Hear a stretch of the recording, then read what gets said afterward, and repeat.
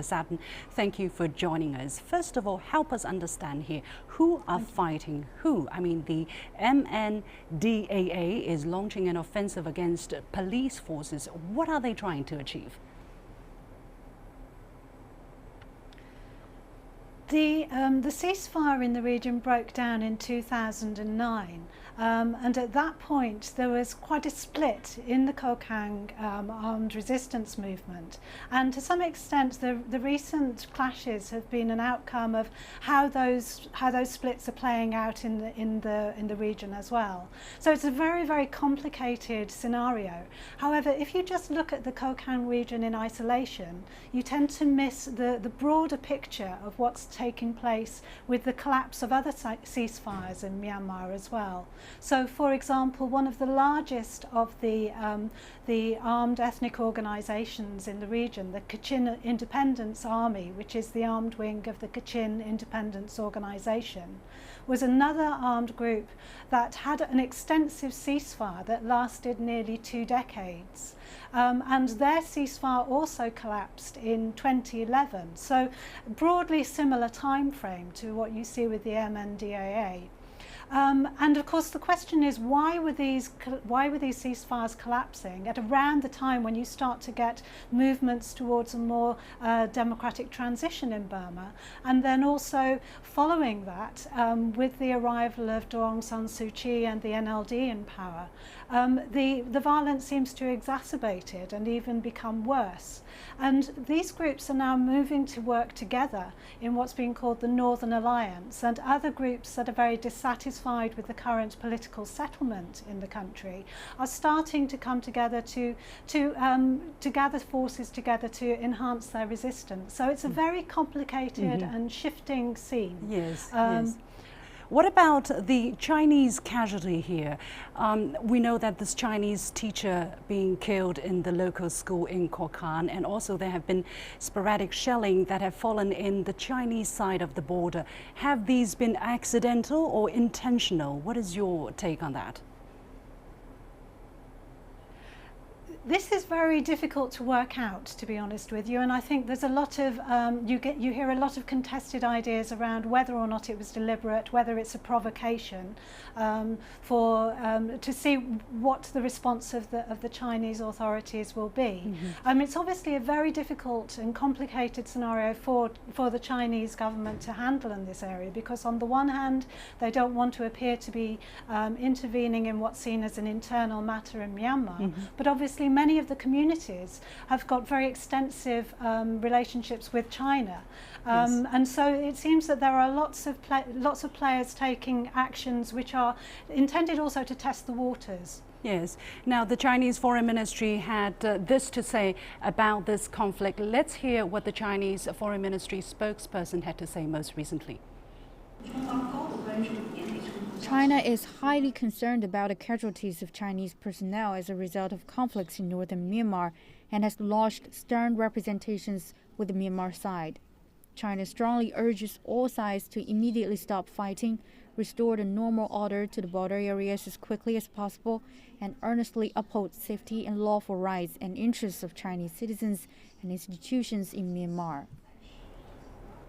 Now, Dr. Satin, why do you think China is so highly concerned about this incident? What implication can these fightings have on China's relationship with Myanmar, which has been traditionally very good, but over recent years we have seen bits and pieces of ups and downs? There are different levels to the way that the two governments interact with each other. On the one hand, you have the strategic higher level relationships where obviously China's broader economic interests with the pipelines and so forth, I mean, those are very much a concern. However, when you start to get into the local area as well, there's also reasons for the Chinese government to be concerned about what's taking place, because increasingly with the opening up of the border, borders of Myanmar. There's been much more interaction in many places across the border, and communities are starting to reconnect, to understand their own experiences, to compare their life on one side with the other more and more. And we've seen certainly in the Kokang region that there's been much more mobilization around the idea of ethnic nationalism being Chinese nationalism also in that area, and this has started to mobilize a voice within China. So there are multiple layers to this which the Chinese government obviously has to be aware of. Mm-hmm. What about the leader, the de facto leader of Myanmar, Aung San Suu Kyi? What do you think she has to do to overcome these collapsing ceasefires? He's trying to unite the country together. What can she do to really bring about meaningful dialogue? I think this is a really important question, and often it's framed in the sense that, you know, why are these groups not coming to the table? Why are they not participating in the ceasefire agreement? And I think a more insightful way of dealing with this is to ask, why is it that Aung San Suu Kyi, with all the expectations around her, has not been able to persuade these groups that they should invest in the new ceasefire process? You have to remember that these groups had been in a ceasefire for nearly 2 decades. So this is not the case that there's been endless continuous conflict. And so many of the communities concerned and their armed and civilian leaders look at that experience of 20 years of peace, and they don't want to just make the same leap of faith. They want to know that there are actually concrete promises for real dialogue that are going to be embedded in this peace process. And at the moment, Aung San Suu Kyi is not actually making it clear that there are genuine discussions that will enable people to discuss the kinds of political futures that they want to have. It's very much about forcing them to be compliant with the government agenda. So until she can actually demonstrate that actually she's offering more herself on the table from a position of power as well, that she is able and willing to do that, they're very reluctant to enter into the same scenario again. So let's talk about finally, let's talk about the possible implication of this ununited Myanmar. What is going to happen to its relationship with China vis-a-vis its relationship with the West, for instance, the United States, because Myanmar is in a very strategically important position.